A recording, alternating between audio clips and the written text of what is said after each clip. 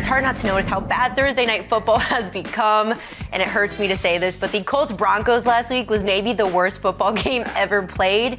Yeah, and the Commanders versus the Bears wasn't much better. So, Andy, Thursday night football has been bad forever, but people really wanted to give it another chance with it going to Amazon this year. But at this point, can it even be fixed?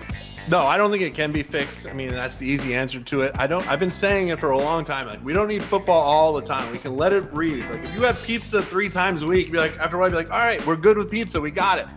Like, to have these Thursday night games just 4 days after teams have played their games on Sunday is just a lot to ask for these guys. There's a lot of injuries going on. Then you got, there's just not a lot of recovery time. So maybe, just maybe if they had them play on Thursday night after their bye weeks, they had time off in between, that'd be better. But as long as the NFL tries to shove these games down our throat, they're just going to be not very good. Yeah, and speaking of terrible, the Carolina Panthers are exactly that. Woo. And they made waves by letting go of Matt Rule this week. But don't feel too bad for Matt. He is still owed over $40 million over the next 3 years. What a gig, Andy. $40 million to do nothing? I would take that job. Yes, please. With that said, he's the first, but certainly not the last NFL head coach to get fired this season. So, Andy, I know it's getting colder outside, but I think it's time to turn up the heat on our hot seat tracker. So we have 4 tiers. Tier 4 is on fire and on borrowed time. Like, they're almost out. Now, Tier 3 is hot, hot, hot. So, like, one ugly loss away. Tier 2, it's getting sweaty, one losing streak away. Tier 1, cold, they're safe for now. So, I'm gonna give you a name, Andy, and you tell me where they land. You ready? Ready.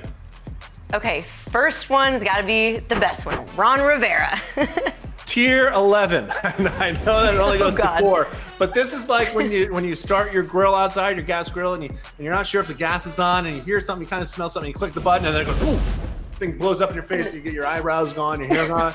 That's Ron Rivera right now, because this past week, he threw his quarterback, Carson Wentz, under the bus during a press conference, had that look of him like, you know what, I don't even want to be here anymore. I know I don't have a future here. I know this franchise, the Commanders, are doomed, just the worst franchise of sports.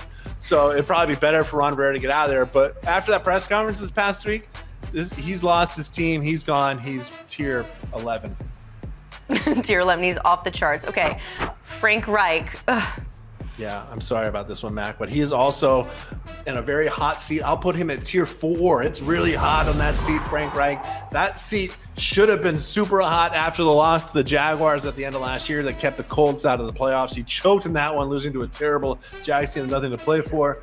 The Colts look listless so far this year. I mean, they lost that game. I mean, they had that terrible Thursday night game to Russell Wilson where they couldn't score touchdowns. They look terrible. Matt Ryan looks awful. I think Frank Reich is in a bad spot. He should have been gone a while ago, and he shouldn't be back here next year. So tier 4 for him. I'd have to agree with you, unfortunately. Okay, next one, Cliff Kingsbury. I'm excited to hear what you have to say about this. I'm going to be a little surprised on this one. I'm going to put him in like a tier 2. Like, it's a little hot, and it has a chance to get a lot warmer as the season goes on, right? They were 11-6 last year. They made some strides. This year they're 2-3.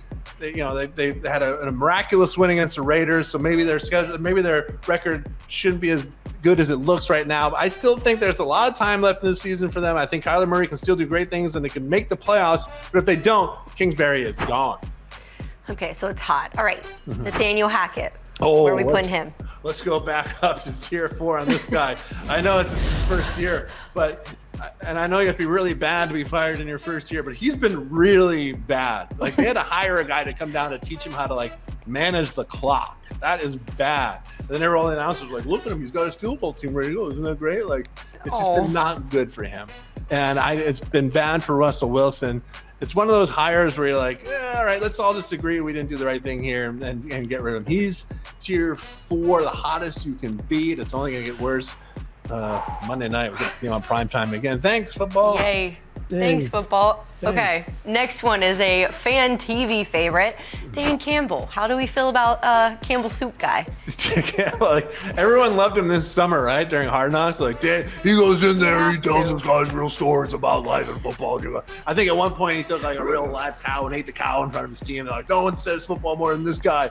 And so I put him at a 1 cold, even though they've only won 1 game, just because I think that reputation from that summer of HBO where they make everyone look good is going to hold him over for a bit, and I think he'll remain in the job. But to lose 29-0 to the Patriots last weekend when Bailey Zappi was the quarterback, I mean, that was just a horrible loss, especially when they put up so many points the week before against the Seahawks. You thought, oh, okay, now they'll have a chance here. I don't think Dan Campbell's a good head football coach. I think he's a great guy. I listen to him talk all the time. I wish he had his own HBO show. But when it comes to football coaching, I don't think he's great, but I think the Lions are dumb. They'll keep him at a 1. Hey, sports fans, if you want to see more conversations with athletes and stars, check out these videos right here and be sure to subscribe for more from USA Today Sports.